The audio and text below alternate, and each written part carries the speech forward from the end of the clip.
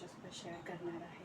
खूपच आरोग्यवंत असलेली अशी जो कढीपत्ता आहे ना त्याची आज आपण चटणी बनवणार आहोत. तर कढीपत्ता जो आहे ना खूपच हेल्दी असतो आपल्या हेअर्सपासून ते आपल्या नेल्सपर्यंत सगळ्यांसाठी.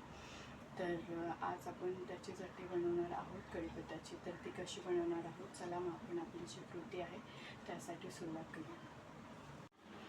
तर ह्यासाठी आपण ना इथे डाळ घेतले, डाळव्याची डाळ घेतले, त्यानंतरला शेंगदाणे, कढीपत्ता आणि खोबरं आणि इथे ना उडदाची डाळ घेतली. आपल्याला इथे व्हाईटवाली जी उडदाची डाळ घ्यायची, पण माझ्याकडे ती नाही आहे तर ही आहे. तर मला इथे ना ही उडदाची डाळ 2 चमचे घ्यायची आहे. तर आता हे अजून काही थोडेसे मसाले जे आहेत आपल्याला फ्राय करून घ्यायचे आहेत आधी.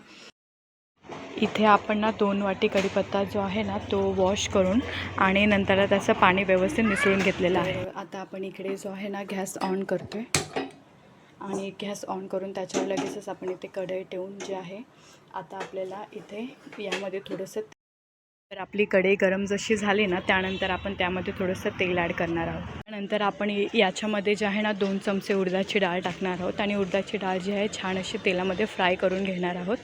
आणि उडदाची डाळ जी आहे ना व्यवस्थित फ्राय करून घ्यायची जोवर ती थोडीशी अशी लालसर होत नाही.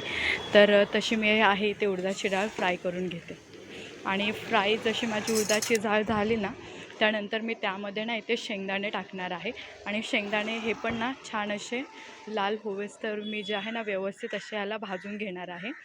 कारण कसं व्यवस्थित सगळं भाजलं गेलं ना तर आपण जेव्हा खाऊ ना तेव्हा असं थोडासा कच्चापणा नाही लागणार ना. त्यामुळे हे जे काय आहे ना सगळं आपल्याला व्यवस्थित छान असं भाजून घ्यायचं आहे.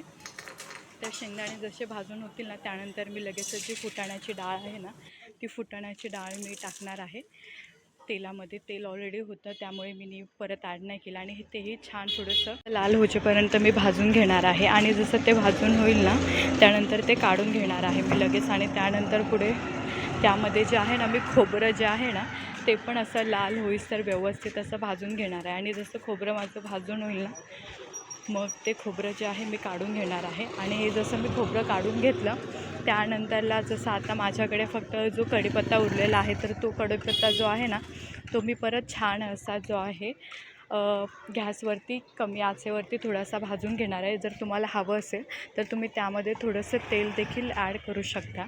पण ऑलरेडी तेल मला वाटत नाही की तेलची गरज आहे, कारण ऑलरेडी आधी थोडंसं तेल होतं तर त्यावरती ते व्यवस्थित होऊन जाईल. तर मी जास्त वेळ ज्या व्यवस्थित जोवर कढीपत्ता असा क्रंची होत नाही, कुरकुरीत होत नाही ना तोवर मी त्याला छान असा फ्राय करून घेत आहे. आणि मी त्याचा जोवर असा चरचर असा आवाज येत नाही म्हणजे की जे कढीपत्ता आहे व्यवस्थित झाला आहे तोवर मी त्याला तसंच गॅसवरती जे आहे ना फ्राय करत आहे. आणि जसं तुम्ही पाहू शकता की जरा कढीपत्ता जो आहे ना तो असं सुकत चाललेला आहे म्हणजे हा आता मोस्ट ऑफ जो आहे कवर झालेला आहे. तर आता हा जो कढीपत्ता आहे व्यवस्थित भाजून झालेला आहे. तर मी आता जो आहे हा एका साईडला ना मी काढून घेते आहे. आणि जे काही मी भाजून घेतलेलं सामान होतं ना ते सगळं मी जे आहे एकाच प्लेटामध्ये काढलेलं आहे. तर मी एका प्लेटामध्ये हे काढून घेत आहे सगळं. आणि हे थोडा वेळ जे आहे ना आपल्याला गार होऊ द्यायचं आहे, कारण सगळं जे आहे खूपच गरम होतं. तर त्यामुळे हे सगळं आपण थोडा वेळ का होईना आपल्याला ह्याला गार व्हायला द्यायचं आहे. तसं माझं गार होऊन झालेलं असेल त्यानंतर त्यामध्ये ना मी जरासा मीठ टाकणार आहे चवीनुसार. आणि मीठ टाकल्यानंतर त्यामध्ये मी लगेचच थोडंसं लाल तिखट टाकणार आहे. आणि यामध्ये आपल्याला ना आता इथे थोडीशी चिंच ॲड करायची आहे. ठीक आहे, तर आपण ह्याच्यामध्ये चिंच थोडीशी टाकायची आहे जेणेकरून चव चांगली येईल. तर मी इथे चिंचेच्या 2 थोड्याशा अशा पाकोळ्या टाईप जे आहे थोडंसं टाकलेलं आहे. आणि हे जे काय मिश्रण आहे छानपैकी मी मिक्सरला वाटून घेतलेलं आहे. आणि जसं माझं हे वाटून झालं ना तर हे जे काही आहे ना कढीपत्त्याची चटणी ही ना खूप छानपैकी अशी 2 महिन्यापर्यंत राहते, जी की तुम्ही ना भाकरीसोबत आणि भातासोबत जसं तुम्हाला आवडेल तसं ही तुम्ही खाऊ शकता. खूपच छान आणि टेस्टी ही चटणी जी आहे आरामात 2 महिने जे आहे टिकून राहते. तर मी आता हे एका ना डब्यामध्ये काढून घेते आणि ही मी डब्यात काढून घेते, जसं मला लागेल तसं मी ही यूज करेन. म्हणजे आपल्या आवडीनुसार जे आहे आपल्याला जर भाकरीसोबत आवडेल त्याहीसोबत तुम्ही आरामात खाऊ शकता, किंवा हे जे आहे ना तुम्ही दह्यामध्ये ही चटणी टाकून मिक्स करून बाजरीची भाकरी किंवा ज्वारीची भाकरीसोबत हे तुम्ही आरामात खाऊ शकता. खूपच छान लागते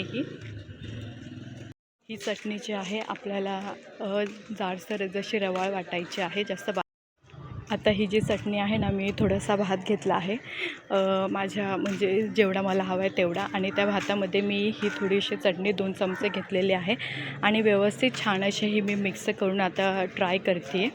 आणि मी तुम्हाला सांगते, जसा मी फर्स्ट बाईट जो घेतला ना, पहिला घास खूपच छान लागत होती. जसं की त्यामध्ये जे काय आपण भाजून टाकलेलं होतं ना, आपण ही जी चटणी आहे ना थोडीशी अशी जाडसर वाटलेली आहे, त्यामुळे खूपच छान लागत होती आणि मी खूप